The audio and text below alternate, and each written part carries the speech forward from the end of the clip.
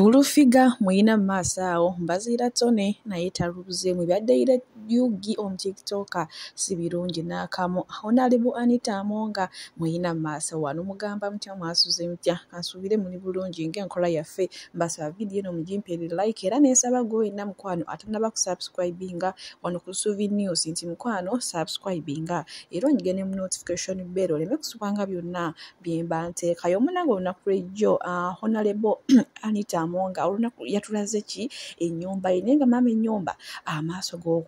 kwegamba kukumya ennyumba baaba eri gye bayita galikwoleka naye bo munange bajjaji bakuno batandise dde okugamba bo beewuunya abantu baliwo okukusa mbuto zaabwe kyokka nga n'ennyumba kweyimiridde ekitundu kweri abantu bawo tebalina malwaliro abantu bawo bali bubi tebalina yadde naki n'amazzi tebalina na kyakulya naye munange ye kyabajja enviiri ku mutwe okuzimba ennyumba gaggadde kyokka nga ekitundu kyalimu kiyala kikaaba kiri mu nnaku eryetagambika bo munange baliwo okukusa mbuto zaabwe kugamba bo tebaliwo okulumirirwa muntu wa wansi wabula bo baliwo kwekusawoka munange era ebiva mu bantu byo si bisanyufu n'akamu oluvannyuma lw'okulaba ennyumba ya Honorable Anita.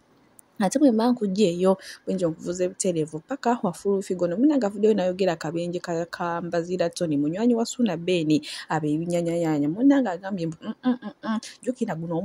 mu mwaka gumu kati kano kabenje kakubiri. Full Figure atugambye avuddeyo n'agamba mbu bano banne abatayagaliza olw'okuba balaba nti addukira ku sipiidi yayiriyiri olw'okuba balaba nti musajja wattu adduka misana kiro kati ne baagala munnaye bamugje mu bulamu bw'ensi eno so nga munange omukisa gwa munno lwaki oba oguyingira lwaki oba ogwonoona gaata amawulire ag'ennaku agaliwo bannange ekwana mingi weesiga ekitono. Ndabye kano ka vidiyo amaziga ne gamanenkaba n'okukaaba munnaabwe mukwano gwabwe yafudde nga balaba kyokka ekifo ky'okugenda omutaasa wabula bo nga bafa likes za TikTok bakutte masimu bamunaye bamukwata nti baagala likes ate TikTok bannange ujjo mitawaana myere sooka weekube mu ttooki gwe mu mikwano gyo gy'oyina oyina kuweza namba gisobola okuyamba bannange osobola okubeera n'omukwano gumu oba emikwano ebiri naye nga gigenda kutegeera nga gigenda kumanya nti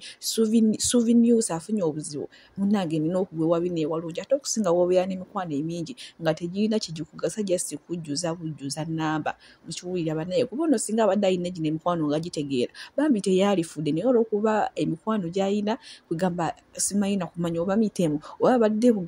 bazaala okuba nga abadde bakapanze na bupanzi kugamba byo byewuunyisa bikaabya amaziga. Ndabye kano ka vidiyo nempulira nga n'enviiri zimba ku mutwe nempulira ate nga neeyongera okutya ekitonde ekiyitibwa omuntu oba kati omuntu yeesigaane oba kati omuntu akulinaani omukwano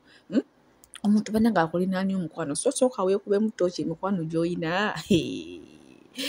emikwano gy'oyina gye gino egikubeererawo oba munnange bano bw'oba ofunye ekizibu bw'okubira ne bakugamba ati munnange ate biki ne bakuzzamu ebyo ne bakuzza mu jjojjuuzi ng'ono munnaffe wano bidala teyalifudde singa buli talina fake friends naye olw'okuba abadde alina fake friends nga yamanyi nti mikwano gye gijja mugwira ewabi n'ewalungi munnange n'afanga balaba bo bali ku TikTok munnange ate tebalina essimu ekwata kamera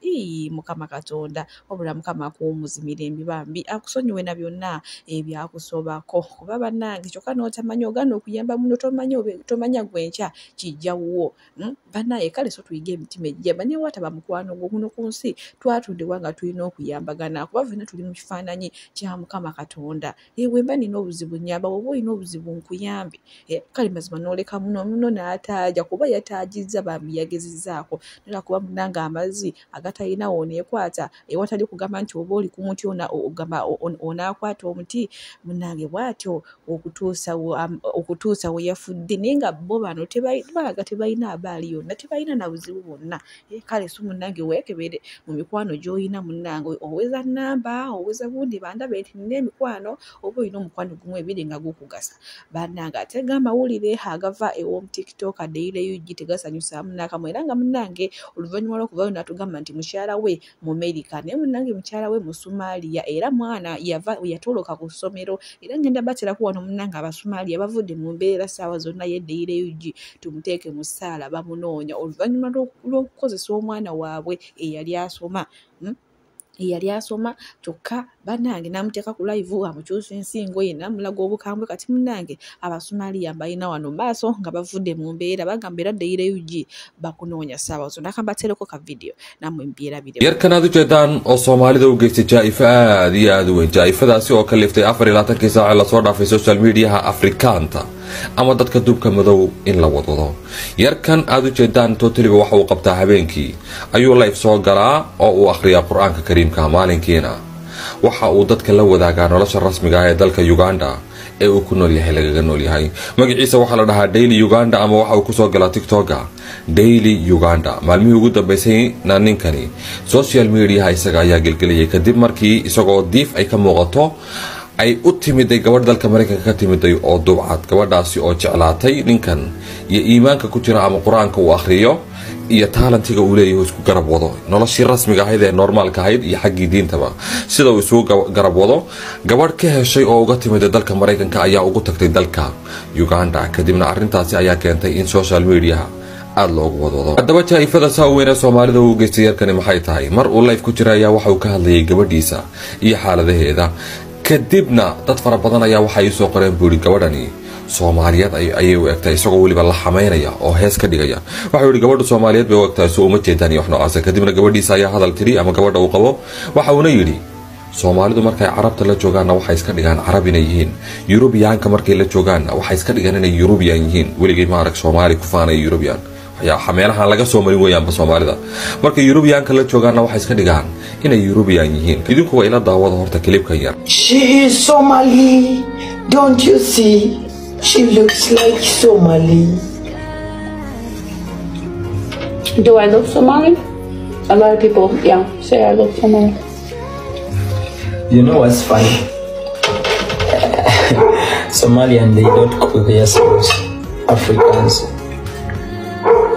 Yeah, some I'm not sure. When it comes to Europe, they call themselves the Europeans. Yeah. When it comes to Arabian, they call themselves the Arabians. My best friend, she's half Somali, half Egyptian. They are African. They belong to Africa. And they hate our cows. horta yarkani Soomaalidu sida ay u sharaftay nooma una sharfin oo maalmaha dhaweeyay social media la wadwaday dadkii ugu faraha badnaa ee reaction ka bixinaya ama fiidiyoyadiisa isaga iyo gabadhiisa soo qaadanayay ee u hambaliyeynay Soomaali ayay ahaayeen isaguna